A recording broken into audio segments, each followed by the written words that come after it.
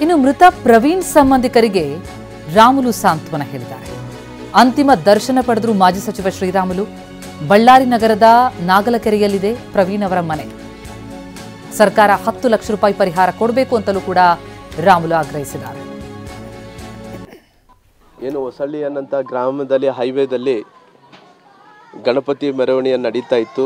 ವಿಸರ್ಜನೆ ಕಾರ್ಯಕ್ರಮ ಬಹಳಷ್ಟು ನೂರಾರು ಸಂಖ್ಯೆಯಲ್ಲಿ ಅಲ್ಲಿ ಗಣಪತಿಯ ಅಭಿಮಾನಿಗಳು ಭಕ್ತಾದಿಗಳು ಎಲ್ಲರೂ ಸೇರಿ ವಿಸರ್ಜನೆ ಮಾಡೋಂಥ ಸಂದರ್ಭದಲ್ಲಿ ಒಂದು ಹೈವೇದಲ್ಲಿ ವೇಗವಾಗಿ ಲಾರಿ ಬಂದು ಸಡನ್ ಆಗಿ ನುಗ್ಗಿರೋ ಕಾರಣ ಹತ್ತತ್ರ 9 ಮಂದಿ 10 ಮಂದಿ ಪ್ರಾಣವನ್ನು ಕಳ್ಕೊಂಡಿದ್ದಾರೆ. ಭಾಳಷ್ಟು ಮಂದಿ ಸೀರಿಯಸ್ ಇದ್ದಾರೆ, ಭಾಳಷ್ಟು ಮಂದಿ ಗಾಯಾಳುಗಳು ಕೂಡ ಆಗಿದ್ದಾರೆ. ಎಲ್ಲರೂ ಕೂಡ ಆಸ್ಪತ್ರೆಯಲ್ಲಿ ಅಡ್ಮಿಟ್ ಆಗಿದ್ದಾರೆ. ಹಂಗಾಗಿ ಇವತ್ತು ಬಳ್ಳಾರಿಯ ನಮ್ಮ ನಗರದಲ್ಲಿ ಪ್ರವೀಣ್ ಕುಮಾರ್ ಅನ್ನೋ ಒಬ್ಬ ಇಂಜಿನಿಯರ್ ವಿದ್ಯಾರ್ಥಿ, ಭಾಳ ಬಡ ಕುಟುಂಬದಲ್ಲಿ ಇದ್ದಂಥ ಒಬ್ಬ ಮಗ.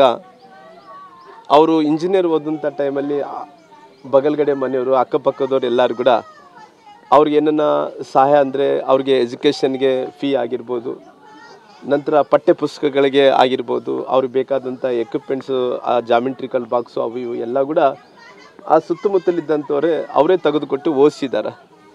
ಅವ್ರಿಗೊಂದು ತಂಗಿ ಇದ್ದಾಳೆ, ಪ್ರವೀಣ್ಗೆ ಅಕ್ಕ ಇದ್ದಾಳೆ. ಆಮೇಲೆ ಅವ್ರಿಗೆ ತಾಯಿ ಇದ್ದಾರೆ, ತಂದೆ ಇಲ್ಲ.